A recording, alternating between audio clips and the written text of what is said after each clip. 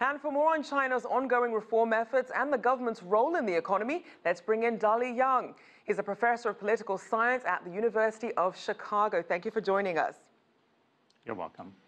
Now, let's start with a look at how China's efforts to streamline government administration and delegate power are working out and what more needs to be done. Yeah, I think this has been a very consistent program over the years, but under the current administration with President Xi and Premier Li Keqiang, there has been a more determined effort to streamline government, especially in reducing the number of approvals. Although some of those approval items are also delegated to lower levels of government, but they remain approval items, of course, in those cases. At the same time, the U.S. and China have been discussing possibilities of eliminating the kind of government interventions that are allowed in what is known as a negative list. And China is beginning to make a move on that. But it's still going to be taking some more time before something could be worked out. And we are hoping certainly that come November, when President Trump visits Beijing, there could be more movement along those lines. Now, President Xi also said that China will deepen market-oriented reform of its exchange rate as well as its financial system, while also strengthening the role of state firms in the economy. How might the government best strike that balance of market forces versus government intervention in the economy? Well, this is a very interesting question because you count the number of words in the report. There are more references to the state this time, but President Xi also, General Secretary Xi also emphasized the importance of letting the market play a decisive role. I think it depends, certainly in many areas, and especially the report emphasized, for example, the need to improve the environment and so on. That's where there has been very decisive action by the government to intervene, to close down factories and so on in order to reduce the pollution. Those are regulatory functions that you find in many countries. And in the Chinese case, of course, in response to this emergency situation in terms of air pollution and so on, the government has been much more decisive nowadays in intervening. But in other areas, especially as you mentioned, the exchange rate, this is where there's the issue of judgment. Of course, China wanted to open up a little more, and then as foreign exchange reserves begin to drop sharply, the government began to impose all sorts of restrictions. Now, of course, the reserves are moving up again.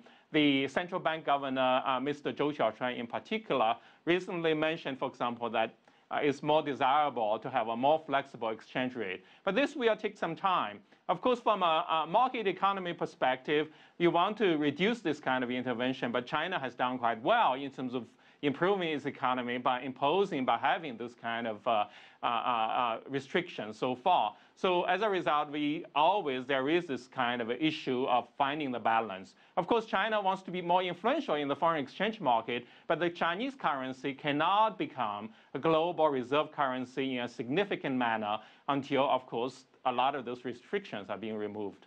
Now, are there any areas in the economy that you think could really benefit from a stronger role by the government?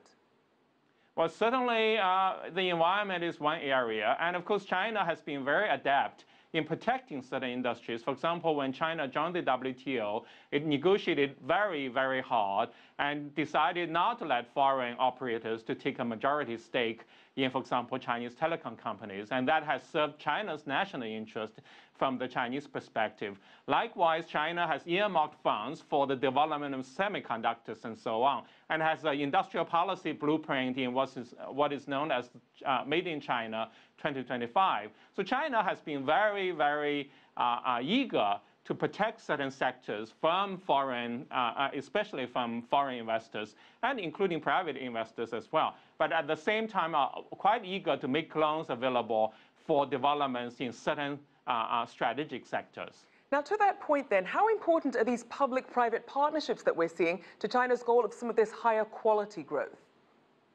Well, I think it still takes time for us to find out what will actually happen. For example, one of the major developments in terms of the public-private partnerships is to invite private companies to invest in China Unicom.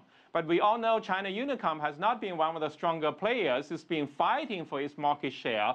In fact, in some ways, even fighting for survival. So having private partners to come in to buy shares is also a way to help prop up a state-owned operator. So in that sense, I think actually, to what extent should it be propped up? That is a very important question that many economists and others should be asking.